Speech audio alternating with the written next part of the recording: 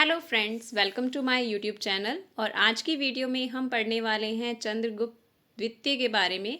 अपनी पिछली वीडियो में हमने गुप्त साम्राज्य के संस्थापक श्रीगुप्त, चंद्रगुप्त फर्स्ट, समुद्रगुप्त और रामगुप्त के बारे में डिटेल से समझा। आज हम जो बाकी के शासक हुए हैं, गुप्त शासक, उनके बारे में पढ़ेंगे। तो सबसे पहले है हमारे चंद्रगुप्त द्वितीय। चंद्रगुप्त द्वितीय का टेन्योर रहेगा, यानी कि शासनकाल रहेगा 376 से लेकर 413 या 415 ईस्वी। जिस तरह से हमने पिछले कुछ शासकों के नाम पढ़े कि उन्हें किन अन्य नामों से पुकारा जाता रहा है, तो चंद्रगुप्त द्वितीय के भी कुछ अन्य नाम हैं। ठीक है, देवराज, देवगुप्त, देवश्री, चंद्र सिंह, नरेंद्र चंद्र सिंह आदि कुछ ऐसे नाम हैं जो माने जाते हैं कि इनके चंद्रगुप्त द्वितीय के ही नाम हैं। अब रहे इनके पारिवारिक परिचय। तो इनके माता का नाम रहेगा दत्त देवी और पिता समुद्रगुप्त। हमने पिछली वीडियो में पढ़ा था कि समुद्रगुप्त के 2 पुत्र थे, यानी कि समुद्रगुप्त के पश्चात रामगुप्त शासक बनते हैं। पर रामगुप्त इतने योग्य सिद्ध नहीं होते। शकों से हुए युद्ध में वे हारने लगते हैं, तो अपनी पत्नी ध्रुव देवी को शकों के हवाले करने का निश्चय करते हैं। तो चंद्रगुप्त द्वितीय को ये बात अच्छी नहीं लगती, तो वो क्या करते हैं, ध्रुव देवी को शकों से बचाते हैं और अपने भाई रामगुप्त की हत्या करने के पश्चात ध्रुव देवी से विवाह कर लेते हैं। अब यहाँ पर ध्रुव देवी और समुद्रगुप्त के 2 पुत्र होते हैं जिनके नाम हैं कुमारगुप्त और गोविंदगुप्त। ठीक है, इसके अलावा चंद्रगुप्त द्वितीय की दूसरी पत्नी रहेगी कुबेर नागा, जो कि नाग वंश से संबंध रखती है। उसके बाद कुबेर नागा से चंद्रगुप्त को एक पुत्री का जन्म होता है जिसका नाम होता है प्रभावती। प्रभावती का विवाह वाकाटक नरेश रुद्रसेन सेकंड से होता है। अब यहाँ पर चंद्रगुप्त द्वितीय की एक और कुशल शासक नीति का पता चलता है कि उसने अपनी शक्ति को सुदृढ़ करने के लिए वैवाहिक संबंध स्थापित किए थे। ठीक है, कुबेर नागा से विवाह करके उसके संबंध नाग वंश से स्थापित होते हैं, तो नाग वंश से भी उसे सिक्योरिटी मिलती है। इसी तरह से जब अपनी पुत्री का विवाह वो वाकाटक नरेश से करता है, तब उसकी जो गुप्त वंश की गुप्त साम्राज्य जो है और सुदृढ़ होने लगता है। यहाँ पर एक और प्रश्न है कि वाकाटक नरेश रुद्रसेन शादी के विवाह के कुछ समय पश्चात उनकी मृत्यु हो जाती है और प्रभावती जो कि चंद्रगुप्त द्वितीय की पुत्री होती है, वो वाकाटक का शासन संभालती है। उसके अलावा अब चंद्रगुप्त द्वितीय क्योंकि बहुत ही स्ट्रॉन्ग शासक हुए हैं, तो उन्होंने कुछ उपाधियां धारण की थी, जिसमें सबसे मेन है विक्रमादित्य की उपाधि। ठीक है, शकों को उन्होंने परास्त किया और शकों को परास्त करने की उपलक्ष्य में उन्होंने एक उपाधि धारण की जिसको उन्होंने विक्रमादित्य उपाधि ली।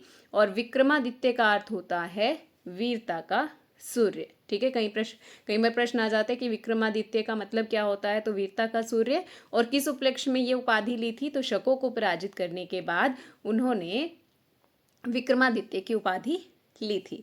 उसकी दूसरी उपाधि रहेगी इनकी महाराजाधिराज, जैसे कि इससे पहले समुद्रगुप्त और चंद्रगुप्त फर्स्ट ने भी ये उपाधि धारण की थी।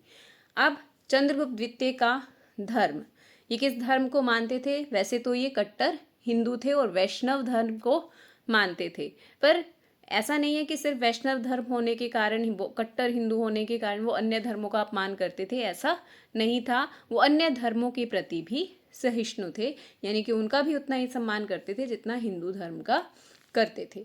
उसके अलावा चंद्रगुप्त द्वितीय के दरबार में नवरत्न थे, यानी कि 9 स्पेशल पीपल जो कि उनके दरबार की शोभा बढ़ाते थे।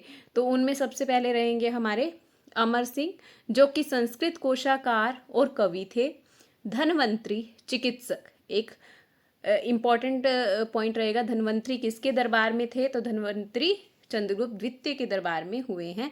इसी तरह से हरिसेन, वो भी एक कवि और लेखक थे। कालिदास कवि और नाटककार रहे हैं। कहापनका ये ज्योतिषी थे। शंकु वास्तुकार थे। वराहमिहिर खगोलविद थे। ठीक है, वररुचि व्याकरणिक और संस्कृत के विद्वान थे। और वेतल भट्ट ये एक जादूगर थे। तो इसमें से मेन जो हमारे फेमस रहेंगे, एक तो धन्वंतरी, हरिसेन, कालिदास, वराहमिहिर और शंकु। ये सब क्या हैं? Important people of the history, जिन्होंने हिस्ट्री में भी कंट्रीब्यूट किया है। तो ये रहेंगे नवरत्न ऑफ चंद्रगुप्त द्वितीय। अब इसकी बात आ जाता है कि चंद्रगुप्त द्वितीय के समय हम उसके दरबार में एक चीनी यात्री आता है जिसका नाम क्या होता है, फाहियान। फाहियान एक चीनी यात्री था जो भारत में चंद्रगुप्त सेकंड के टाइम पर आया था और उसने एक पुस्तक लिखी थी जिसका नाम था फोको की। फोको की में उसने चंद्रगुप्त द्वितीय के दरबार का, उसके साम्राज्य का वर्णन किया है, लोगों के रहन सहन का, किस तरह का उनका जीवन था, ये सब वर्णन चंद्रगुप्त द्वितीय के टाइम का फाहियान ने अपनी पुस्तक फोको में किया है। ठीक है, उसके बाद आती हैं चंद्रगुप्त द्वितीय की विजय। उन्होंने कौन कौन सी विजय हासिल की और उसके साक्ष्य यानी कि उसके प्रमाण कहाँ से मिलते हैं। ठीक है, हमें कहाँ से पता चलता है कि ये विजय का उनकी कोई उपलब्धि थी।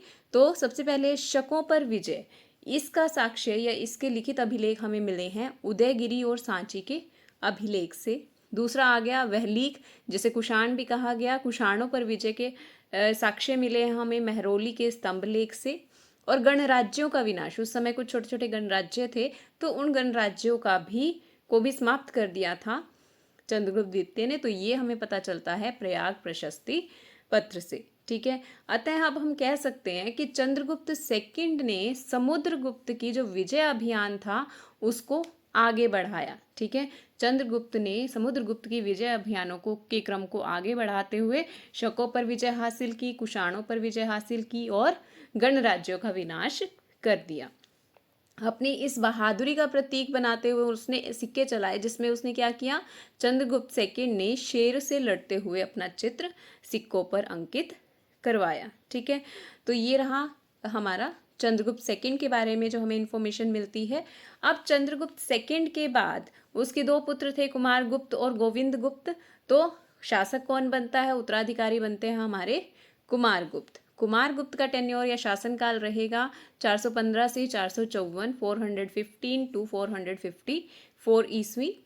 तो अब कुमारगुप्त से जो इम्पोर्टेंट, सबसे मोस्ट इम्पॉर्टेंट क्वेश्चन बनता है कि कुमारगुप्त ने नालंदा विश्वविद्यालय की स्थापना की। तो नालंदा विश्वविद्यालय की स्थापना कौन करता है, कुमारगुप्त। ठीक है, और कुमारगुप्त को कहा जाए तो कला प्रेमी कह सकते हैं, तो क्योंकि उसके टाइम में सबसे ज़्यादा अभिलेख लिखे गए। ठीक है, सबसे ज़्यादा अभिलेख किसके काल में लिखे गए, कुमारगुप्त के शासनकाल में लिखे गए और अब तक लगभग 18 अभिलेख खोजे जा चुके हैं। ठीक है, गुप्त काल के लगभग 18 अभिलेख जो कुमारगुप्त ने बनवाए थे वो अब तक मिल चुके हैं। उसके अलावा वत्स भट्टी एक दरबारी कवि था कुमारगुप्त के दरबार का जिसने मंदोसर प्रशस्ति पत्र को लिखवाया है। ठीक है, अब कुमारगुप्त के बाद कौन शासक बनता है, कुमारगुप्त के बाद शासक बनते हैं हमारे स्कंदगुप्त। और स्कंदगुप्त से याद रखना है कि स्कंदगुप्त के शासनकाल में हुणों ने आक्रमण किया था। दूसरा पॉइंट, सुदर्शन झील जो पहले ही अस्तित्व में थी, सुदर्शन झील का पुनरुद्धार या पुनर्निर्माण का कार्य स्कंदगुप्त द्वारा करवाया गया। क्वेश्चन बनता है कि सुदर्शन झील का पुनर्निर्माण किसने करवाया था, तो स्कंदगुप्त ने करवाया था। और स्कंदगुप्त के बाद बहुत से गुप्त शासक आए परंतु उनसे कोई इतना ज़्यादा इंपॉर्टेंट पॉइंट्स नहीं बनते। हाँ, एक बार नेम रीड कर लेते हैं हम। तो स्कंदगुप्त के पश्चात शासक बनते हैं पुरुगुप्त, पुरुगुप्त के बाद कुमारगुप्त सेकंड, फिर बुद्धगुप्त, नरसिंहगुप्त, देन बालादित्य, फिर भानुगुप्त, वैन्यगुप्त, कुमारगुप्त थर्ड और लास्ट रहते हैं हमारे विष्णुगुप्त। तो हमने याद कौन सा रखना है, विष्णुगुप्त, जो कि गुप्त साम्राज्य के लास्ट शासक रहते हैं। और एक यहाँ भानुगुप्त से क्वेश्चन ही बनता है कि भानुगुप्त के समय में ही हमें सती प्रथा के फर्स्ट साक्ष्य देखने को मिलते हैं। ठीक है, तो दिस वाज ऑल अबाउट गुप्त साम्राज्य, गुप्त एम्पायर। ठीक है, अब गुप्त एम्पायर में इतनी चीज़ें हमने पढ़ी, पर इसके सोर्सेज कौन से रहेंगे कि गुप्त साम्राज्य की इतनी जानकारी हमें कहाँ से मिलती है, तो ये पॉइंट्स हम पढ़ेंगे अपनी अगली वीडियो में। Till then, thank you, have a nice day.